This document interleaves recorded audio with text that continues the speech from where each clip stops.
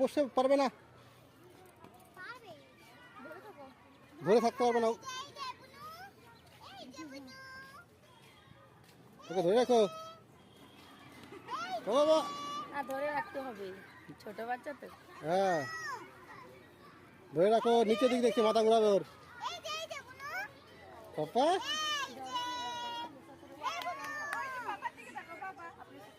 ওই যে দিদি, দিদি কোথাও বাবা? আস্তে আস্তে ঘুরাও, মাথা ঘুরাবে কিন্তু, মাথা নিচের দিকে দেখে। পাপা